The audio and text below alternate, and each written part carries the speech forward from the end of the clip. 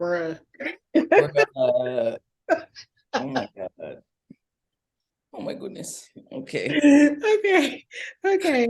So, welcome to a place where we celebrate indie arts, indie culture, and the people that color our world with their gifts. My name is Camille. I'm your host, and this is the So Dope Show. Wait. Okay. Wait, where am I?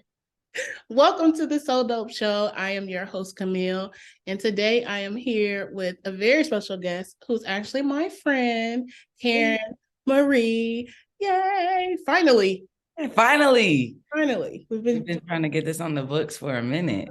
This is a very candid interview. Children may pop in. Right. What's up? Go back in the room until I get done. Thank you. That should really be the conversation. How are you doing this?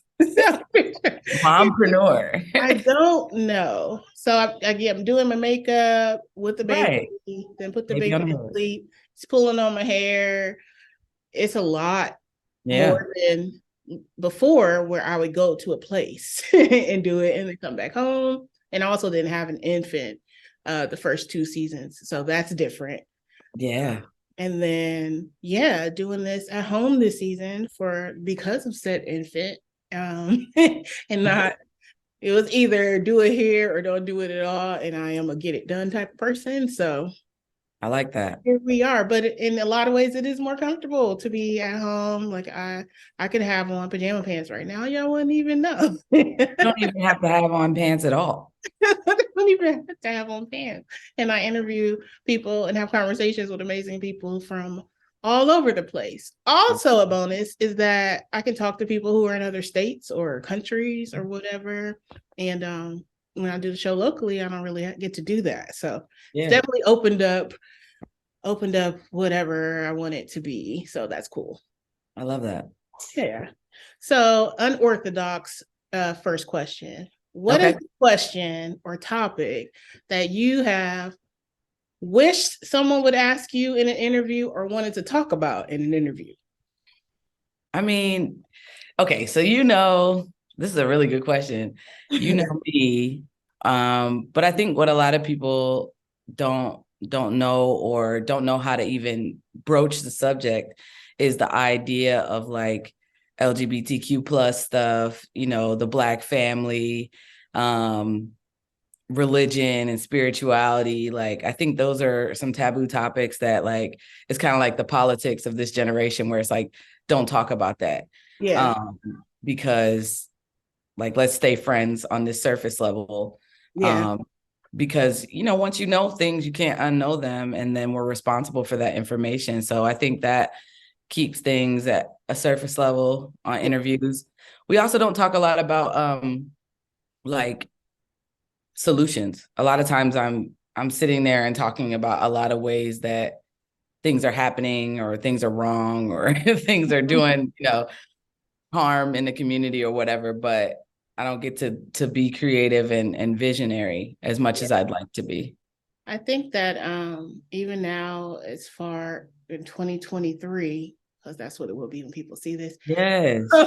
There is still, specifically in the Black community, a lot of homophobia. Oh yeah. But it's like people don't think that they're homophobic, which is amazing to me because some of the things people type when I'm on social media, and I'm like, how do you say that? But also in the next breath be like, but I'm not homophobic though. Like, right. So the same sentence might be like, no homo. Right. And so, if you have to say it, then right. There's a reason why you feel like you have to add that disclaimer in there. But that, in addition to what you said about just people generally being, I think, afraid or uncomfortable to really ask questions, to really, it's more so like, yeah, my friends are gay, that's cool. But it's more than just they're just gay, because like you are not just gay. I'm not Starbucks gay. You're not Starbucks, yay. And I think having mutual friends, like we have lots of mutual friends, especially in community and in the artist community, um, just assume that that is just what you are. Like, Yeah. good, man. But you're actually not. No, no, like I am. And a lot of times, I don't, unless I have a conversation like this where somebody's genuinely asking me questions or genuinely wants to know the Yeah. layers of it, a lot of times, and even in the queer community, LGBTQ plus community, people are like, that's too much, right? Or I can't understand that, or what do you mean? Or it's so hard, it's so confusing. And I'm like, okay, well, that's also why like I don't share with everybody, because it's like, if I need to be in your neat little box, you know what I mean, for us to be at arts events together, then that's not a big deal. Yeah. So okay. Oh yes. So I can give you the rundown, right? So terms, and this is also interesting fact, frustrating, all those things.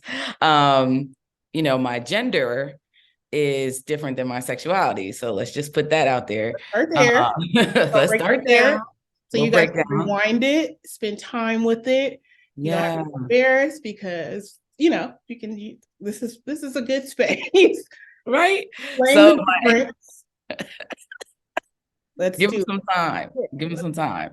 So yeah, my gender, I am gender fluid and gender nonconforming. And that basically means that I can flow on the spectrum of what people call male, female, man, woman, pretty fluidly. And then as far as gender nonconforming, that just means that I don't conform to the gender stuff of society. So I don't subscribe to the gender binary, basically, is Does what that that. mean like you don't have to dress a certain way? You don't have to date a certain way? Well, she's married now, but you know what I mean. Like as far That's as another conversation too. But I would say, as far as specifically around gender, so how I express my gender is up to me and it's up to everyone also. I don't know if we know that we have permission to dress the way we want to because of how society will respond. Mhm. But as far as that, what that means as far as my expression is that I dress how I feel that day. Okay. Basically. So sometimes, people that only know me in one arena or one genre, um, or one gender like identity or expression, they might be like, what you got on tights and heels and this and that and makeup, like I they're not see used you to in seeing here. that. I feel like maybe. They were probably some block heels because I tore my Achilles about 7 years ago. So that Yeah, really I'm like, stopped I'm the trying whole to Kit Kat heel remember. I jump. feel like I Yeah. did. It was just like whatever. Now, Yeah. if you like had on like a ball gown, I might be like, what? I Wait a minute. mean, if I was feeling funky formal that day, it might happen. But basically, I express my gender how I feel that day. And it can also be kind of challenging because I'll be in my closet for 30 minutes. Like, how do I feel today? Yeah. I really got to tap in and check in Yeah. on a given day. My go-to is like, a hoodie with something important or something cool on it. And my friend's gear, I love that. And then jeans or, nice slacks, cool print, nice shirt, blazer, something like that if I have to dress up. But yeah, like that's gender. Gender is who I feel at my core. And I feel like I am ethereal and divine. And I understand femininity and masculinity. And I can flow between them both those poles at different times. Excellent. See, guys, sit with it, think on it, learn a thing or two. I believe in you. You can understand and comprehend this. Many of you have high school diplomas and degrees or vocational positions. Y'all can get this. I believe it. I believe it. Y'all can get this. Don't at least respect it, respect the difference, because that's okay. Right. It's okay. Okay. Let's It's talk okay. about you getting married. I did. Congratulations. Great segue into sexuality.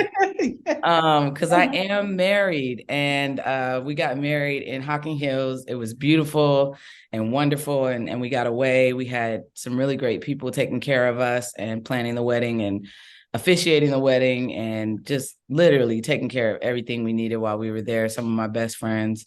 That was a beautiful situation. And then we went to Costa Rica for a week, and then we came back and we had a nice little party. You got to come too. We was over there getting it, the line It wasn't dances that and everything. long, but I had a good time when I was there. Right. You didn't need to be there long. You just need to come feel the love real quick. I just needed you to see that I was there and Okay. made my way. And I almost cried because I thought I wasn't going to get to go. And it was very dramatic. And then it was like, I got to go, throw on the things and get out the door. I didn't even know none of that. I just saw you there looking happy to be there. There's a whole backstory, but I made it. Made it. Glad you made it. There. What surprised you the most about marriage? I know it's early, but it is early. I would say, and I mean, I will say this out loud. You know, we are ethically non-monogamous in our relationship. And you know, a lot of times people don't know the difference between polyamory or polygamy. And I hate that we even have to say ethically in front of it because of the ways that it has shown up in the world where somebody knew they were open or non-monogamous and the other person didn't. But half of the couple is open, and that is not an open relationship. Yeah, half of they don't even know that they're in an open relationship, but everybody on social media does. Wow. So yeah, so we are open about that. Explain that ethical. So sexuality wise, I am pansexual, which means the young people say hearts not parts, which is a real easy way to understand it. I'm attracted to energies and people. So that your gender doesn't matter there for me. Around the marriage piece, this is not our first marriage for either one of us. And you know, we talked about I've hit 40 and she's over 40 as well. And when you think about the ability to like have a conversation and the framework of our relationship has always been one of like full-blown honesty. Like I can't handle anything but the truth. Unless I know it. Like I can't handle the truth. I can't handle anything unless I know what's going on. So we are very open in communication, and we're very visible, you know, in Columbus and somewhat in some national spaces. And so what that means is that ultimately we still have the same framework. We still have the same framework around polyamory and ethical non-monogamy. We're just going to be honest with each other, because that means that sometimes there's an attraction or sometimes there's curiosity about an individual. And what that means is that we want to talk about it. We don't just pursue, we're not out here all willy-nilly, you know what I mean? Like a lot of times people think that with polyamory is just for the streets, but really that is how it's presented by people. It is. And I think it's out sometimes for people, and it's reactive instead of proactive, you know what I mean? But we talk about everything, and like, you know, if either one of us was with anyone else right now, like we would both we would know that there's no surprises, there's no secrets around that. And then I think the most beautiful thing is just really deepening into that communication since we've been married, and deepening into that security of our relationship. And so that's been really, really wonderful. Just to know that like we're married now. You can't get out. Like you can't get out. This thing. Like we were like, this is the last time we're doing this for real. You know what I mean? So yeah. We're gonna go to a reception in our 60s. This is it. Yeah. So that's been good. I know that look. You know. What's your favorite part about being married?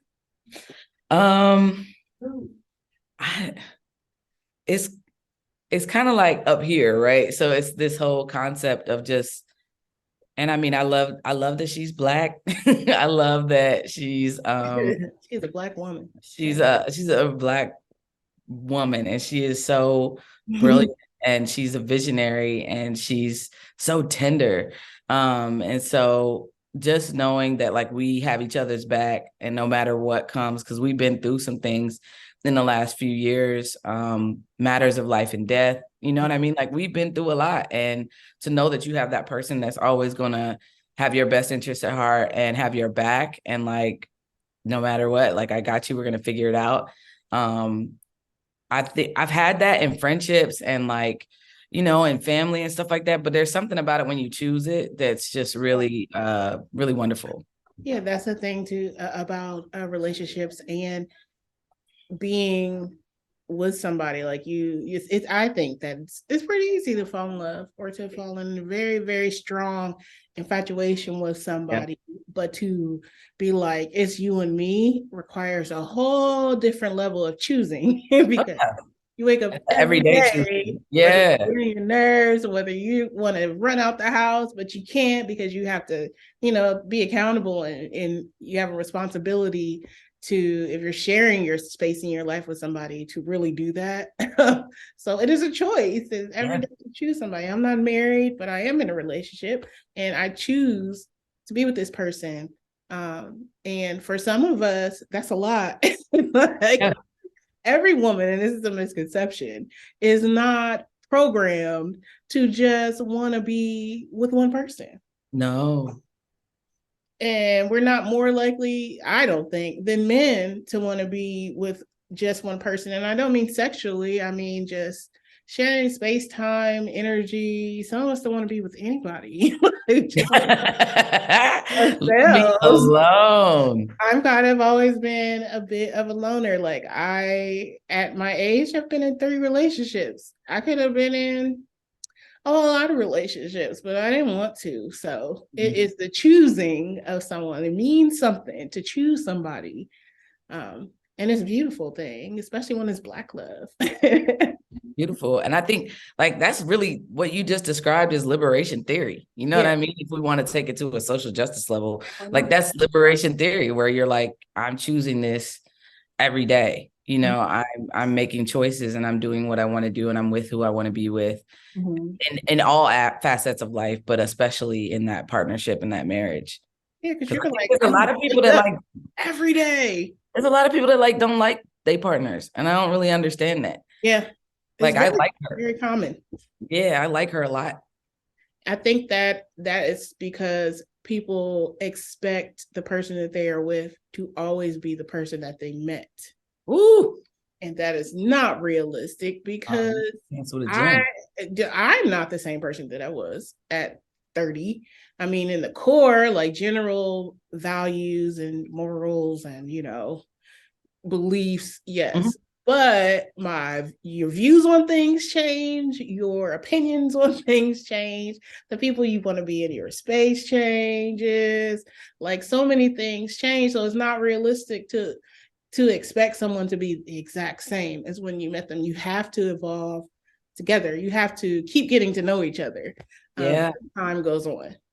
Oh man, I hope that people are, 10 years out knowing better and doing better. You know what I mean? Like I can't imagine. I'm not the type of person that I'm like, I don't want to be that version of myself, and I think that a growth mindset is something to have. Yeah. And I would definitely get that in a partner. I mean, if you don't want to change, then maybe you get with somebody that don't want to change and maybe that works out. Like, I don't know. Maybe that works out. Maybe that works out. Like, I'm not here to judge that. Yeah. But for me, I'm gonna need to like be perpetually growing. Yeah, and it's in the selection process. People date people that you actually like, Mm-hmm. like when you're younger, well, at least for me, all you have to do is be cute. If I found you physically It don't attractive, take much. I'm gonna talk to you. But that didn't last. That was a very short phase because then once you actually start talking to people, it's like there's no way. There's no way.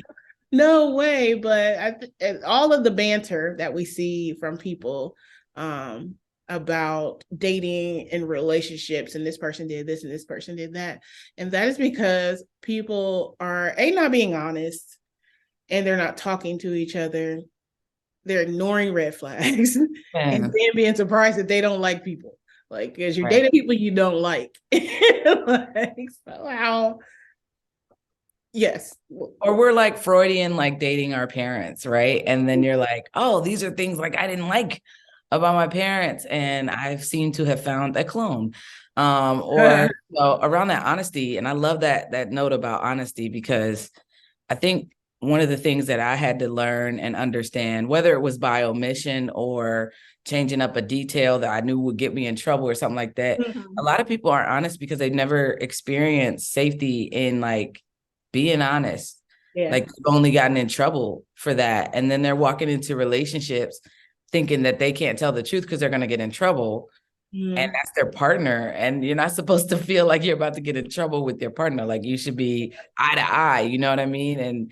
And when we're not in that way, it's like, okay, so we're just repeating patterns. I see.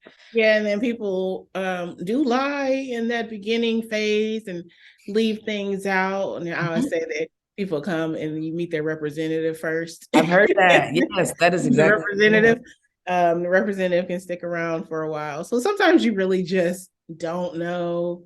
It's really complicated. So I don't want to be back out there like doing any of that ever again. Like you said, we're in the 40s and that's it. Yeah, man, I got by a many a representative self.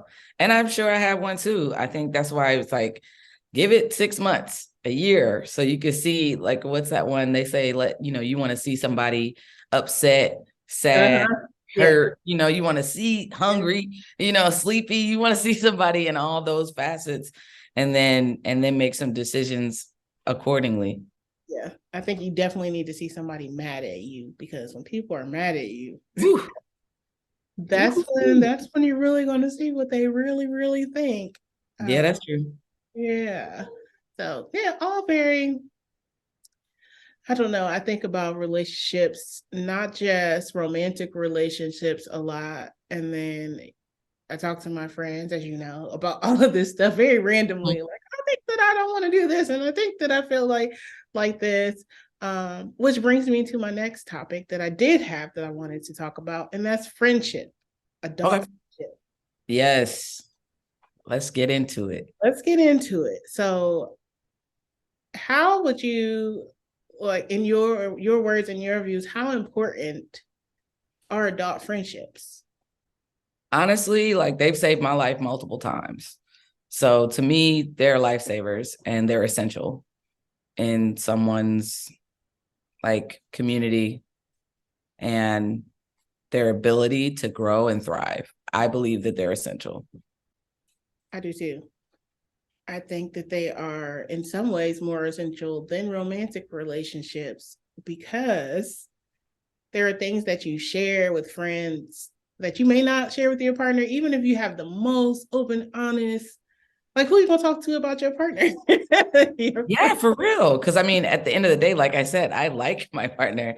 I have probably about like 2 or 3 people that I could be like, hey, this is happening. But then I already know, though, when I'm coming there about my partner, like, I'm coming there and I only want solutions. Like, I don't want to bad talk my partner. Like, I'm coming here because I need to know if I'm tripping. Like, I need to know. You need them to check you. Like, if I need my friends to check me and be like, I feel like this, and they'll be like, man, you're tripping. Go home. Right. Go take a nap. Lay down. Take a nap, have a drink, whatever, and relax. And I've always valued friendship. Even as a little girl, like, meeting my first best friend when I was like 4 or 5. And she's my god sister now, so shout out to Sophia. So that's always been important connection to me. I've always taken friendships very, very seriously. And I still do now. Maybe even more so now, because I want less of them around me. Like, you start categorizing and really, really pay attention, and it's less of, that warm fuzzy, like, we're all friends, and it's more of, like, to the core of it, choosing. It's the same thing. Yeah, it's definitely choosing. And I feel like, after a while, like, I trust people to be themselves, right? So, I mean, I understand no new friends. I have new friends. And I mean, when you're out in the community, when you're artist, those things are going to happen. You're going to get new friendships. But as far as like looking at folks and connecting with folks, I'm like, I need to see more consistently. And like, that's the one thing I do appreciate about myself, is I'm super consistent. And my views are going to change. I'm going to grow, I'm going to develop, but my opinions, all those kinds of things, like, I'm super consistent about my behavior, all of that. And I expect that in return. And if it's not reciprocal in some way, or if it's not, like, if we don't have shared expectations or understandings of how this is going to look, then yeah, you're probably going to be in a tier of friendship that you don't realize you're in a tier in. You know what I mean? Like you might be third tier and you think like I'm your bestie and I might not be. Don't even like know like where I live. Yeah, like you don't know where I live. You don't know what I'm going through. know Like all you anything. do is ask me for stuff. Like we're Yes. not besties. Yes. Or calling to tell me what's going on with you, but never being like, how are you doing? Or what you got going on? That's a real Or simple or, question. or saying it in a way that makes me believe that you actually care about what I'm going to Right. say. Because people will ask and they'll be like, okay, girl, so anyways, so you're like, are we still doing this? Because Or like that one time, and then like whatever you was talking about. Like, so I want people in my life that can hold space and take space, you know what I mean? And we're in right relationship. Like that's the whole point. Right relationship is for friendships, family, all of that. And that it really is a concept. Sonia Renee Taylor talks about it a lot, about being in right relationship, especially around racial justice, social justice, things like that. But like being in right relationship with the people that you're in community with. And if you're in right relationship, then if you want something or you need something, you can always ask me for it because we are that for each other. Like we provide the same things for each other, the same support. I can ask for what I need. You can ask for what you need. And if we can't, then we don't stress each other about that, like that time. One time I had someone who I considered a friend for like years, right? and this person was at my house for whatever reason. And I mean years, and was basically like, oh, I forgot you had a daughter. I'm like, what? A whole person here. Somebody I talk to all the time that I've repeatedly like, this kid is not, but even if it was brand new, she was brand new. But it was just like a moment for me. And I was like, okay, I need to like restructure some shit and some people in my life. Reevaluate. How are you always on my phone? And then so casually, I wouldn't even said that out loud. No, that would have got filtered. What? Oh, that's right. You do have a kid. I totally forgot that you had. What? And that was a lesson. It was funny, also not funny. Right. It was funny in a like, are you serious? that reciprocation. So that told me that in all the conversations, people don't really be listening. No. And that burns me out. Burns share, and they didn't really retain any of that because asking was just really so we could get past that so they could tell you what they really want. Like what they really talk about. Yeah. And at this this big age, as the kids say, people are really bad at friendship.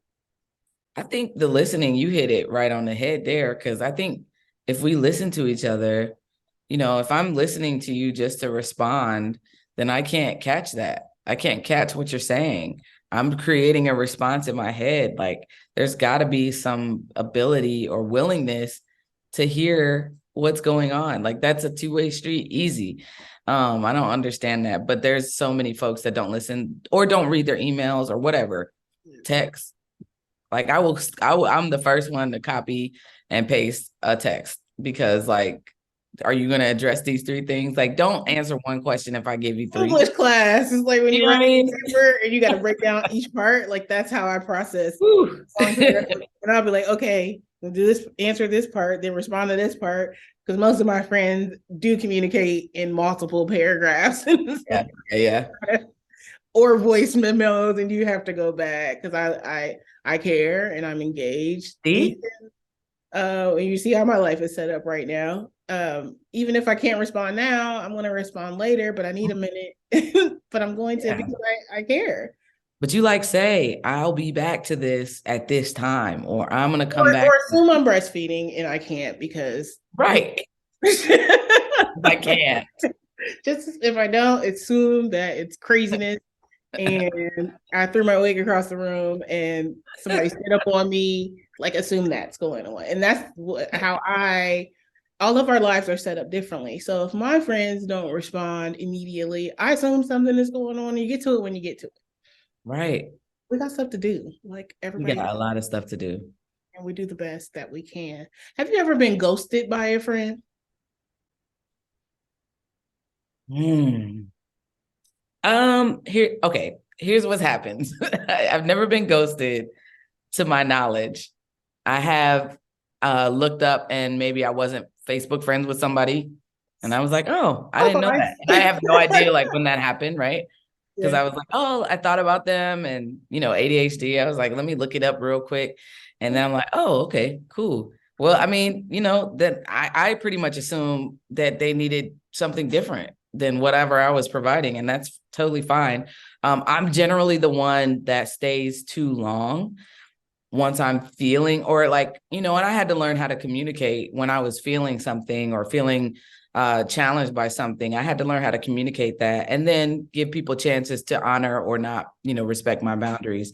But I have a tendency to like let things go sometimes and be okay with it and like not say anything. Over time, right? If it's like something that keeps happening. And now I'm to the point where like I can't not say anything. Like you gonna know if something's wrong. Like if you are my friend, you know something's wrong. Like you know what's going on.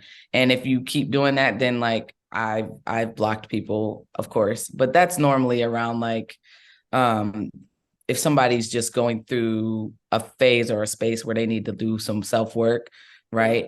I'm removing myself from the situation. So I don't really like ghost people, but I do let the relationships that need to be not happening or not as intimate or not as close, I let them be whatever. And sometimes I just stop being the one to initiate conversation. Yeah. Yeah. I am trying to get there. I think that I'm so expressive with people. Like I feel like that it has exhausted me in my life Yeah. because at some point I realized that people be knowing what they doing. Like people know what they be doing. Yeah, they do. Yeah.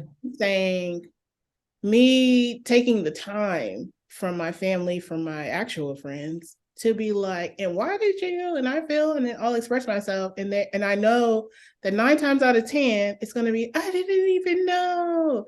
Or I thought, no, it's not. And again, people be lying. Yeah. So I've done that my whole life. I've always been the mender, the carrier of Yep. friendships, oh man, I wonder what I did, even though I know I didn't do anything. And at this point in my life, it's just too heavy. Yeah. Like, I think that is a great thing when you can feel comfortable, even or at least brave enough in your discomfort Right. to say, this is how I'm feeling, correct me if I'm wrong or whatever, let's clear it up. I think that I'm uninterested in doing You're not interested in the repair. interested in the repair because people know what they be doing. So Yeah, I mean, I think you get to a point where you get to make those choices. Like at yeah, the end of the day, it always is about choices. Like, do I have the capacity to entertain this conversation and possibly like make you feel better, or try to or absolve you not. if you Yeah. start apologizing profusely. But like, or there's the other thing that's like not apologizing profusely, but like gaslighting you, right? Like, no. So there's that. And it's like, do I really have it for that? What is the outcome I want? If that's not really even like close to on the table, like I'm not doing it. I got tired just thinking about it. Okay. Bruh. Oh my God. Oh my goodness. Okay. Okay. Okay. So Karen, we just had a whole conversation. Okay. Oh, y'all missed it. It was the Somebody best. That's did all right. not It's about to be better because I'm rehearsed now. now we know what we're about to talk about now. More off the Okay. cuff. We're going to talk about Karen's art again because we already did it, but All I expressed the right. yours. So whatever. We're All going to right. talk about it because Karen is a poet. Karen is an author. Karen is an improv comedian. Karen is a drummer.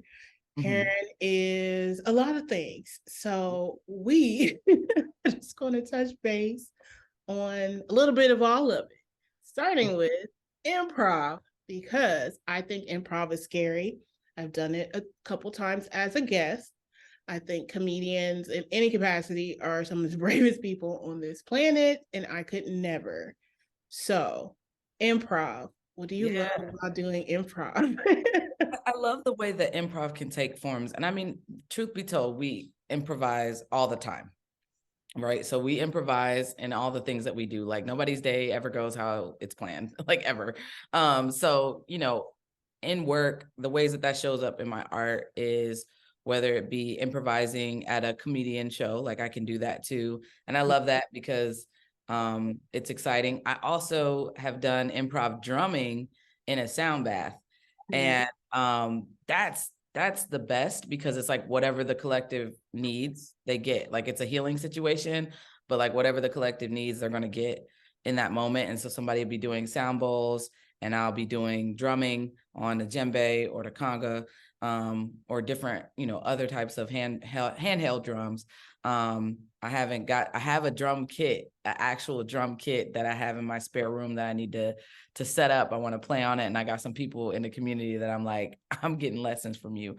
Yeah. But I also love the ability as far as like improv. So in my shows, when I do poetry shows, I've had 2 book shows. I do improv poems with the crowd. Oh, okay. And so I'll like ask for 3 prompts and I have a guitarist and I'll be like, all right, Anthony, go, boom, boom, boom. And he'll have 3 words and then we'll make a song, poem, floem, something based on the words that they've said. So I think it's a lot of fun and it allows the community. It's a really good community builder because whatever is in the room shows up, so I definitely enjoy improv. Now, as far as the comedy goes, though, I couldn't really do stand up though. Couldn't is a strong word. It's a Could do it. You can't. I mean, right like now. I said, I don't memorize my poems. Like my brain is full. Like I don't know how to memorize a set. Like we talked about what storytelling. I could do some storytelling. You're a storyteller. So like there's comedians who are storytellers and comedians who write down jokes and be like, oh, this gonna kill them. And then they give the jokes. So like an example, I would say a current example of a storyteller will be like Kevin Hart. He was talking about his kids and stuff. Like that stuff really happened. Right. Cat Williams, same. Yeah. So it's less of, writing a script with some jokes in it and more of that shit really went down. And let me tell you, this is ridiculous. So let me tell y'all what happened. Yeah, the punchline's right there. It's a possibility, is all I'm saying. Is I could see it and I would be entertained. That's all I'm saying. Yeah, we're working on it. We'll get to that after we do my book launch for Flow, the 3rd of my series of poetry books. So yeah, we got Fire Poetic Memoirs of a Movement, Grounded, and then Flow is next. So and Flow is, tell me about Flow. Yeah, Flow is a combination of poems. In the last couple of years, I've really been called to be way more tender with myself and flow, like in a water sense. There's a poem called like Soft Like Water. I want to be soft like water, and thinking about how vast and powerful water can be, but the choice that we have how we show up and utilize that power. So like it's talking about grief a lot. It's talking about love and care and community, and just being gentle and tender, and how to move through really big emotions even when you want to be gentle and tender. Yeah, because that's hard. When can we be looking for that to come out? 2023. I'll give you that. I can give you by December 31st. That's the best I can do. Before 2024. Right? Okay. No, it's like, what day is it anyway? Sure, guys. Sometimes it'll be happening this year. It'll be this year when you see this. Yeah. It will be. So, yeah, here. Okay. Let's do the rapid fire questions. Now I gotta switch it up. Oh yeah. Oh man. I like those questions. Well, okay, no, I want to keep the grit question. So grits, salty or sweet? Both, because sometimes I want savory and sometimes I want sweet. So if I want savory, give me the shrimp with the sauce. Even in the grits, even in the grits. Fluidity in the grit choice. Theater production or big stage Broadway-ish production? Stage play or theater production? Okay. Theater production. I want the lights. I want the songs. I want the characters. I want the big costumes, the stage, up and down, out of the floor, all that. Give me all that. Yeah. Okay. Morning or evening? Ooh, morning. Every time. Before everybody gets up and can bother me. The freshness of the day. Just alone time. Quiet. Yeah. What's your favorite holiday?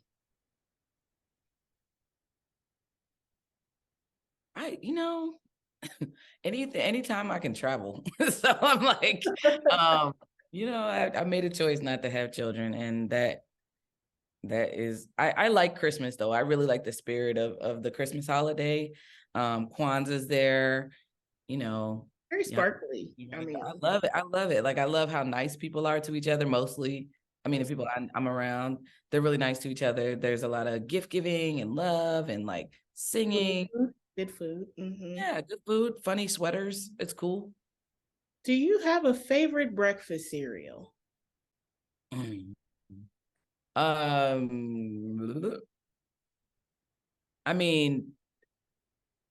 Sans like the possibility of getting diabetes, you know what I mean? Like, all consequences aside. I think it would be like Fruit Loops or like, I love Lucky Charms. Lucky Charms are an Cinnamon Toast underrated Crunch. They really are. That's it. Cinnamon Toast Crunch. Cinnamon Toast Crunch. Same. Yeah. Well, let's do the dinner party. Okay. About my dinner party. So for you, 5 poets at your dinner party, who would you invite? Audre Lorde, Maya Angelou, Toni Morrison, Adrienne Maree Brown. And for the sake of the conversation and my homie, Scott Woods. Mayor Scott Woods. Mayor Scott Woods. He made an appearance on the Soda Up Show, and it was hilarious. I can't even know. It was a really good time. He brought the scarf. The infamous. That was season 1. Yeah, it was a great time. Okay, 30 seconds of joy. All right, let's see what I can talk about. So for 30 seconds, you're going to gush about something that you absolutely love and you want people to know that you love. Okay. Ready? Okay. I got 30 seconds on the clock. Here is 30 seconds of joy on the So Dope Show with Karen Marie. Go. I just joined Lifetime Fitness and I joined their Aurora classes. Aurora is for this, is basically the silver sneakers of Lifetime Fitness. So I get to go be in the water. I get to go, they bring bikes in the water. I also have their studio classes that are awesome. We do some line dancing at the end of them, and they just love on me and ask me if I'm coming back. I'm like Aurora's daughter. Like, they are like the uncles and aunties I've always wanted. That music is really weird. I find something black for my like Time Is Up music, or my own song, or I'll make a song. Okay. Right, exactly. Aurora Fitness. Okay. Last thing. Can you leave a message for my viewers / listeners? Something positive, something uplifting, anything you want to say to the people to make them feel nice. I'll say thank you for listening. I believe in your ability to understand complexity. And the last thing I'll say is be gentle with each other and be gentle with yourselves. Thank you so much. We finally got it. I actually recorded it this time. The bloopers are going to be great. so much happens in the making of this episode. Yeah. To the So Dope Show.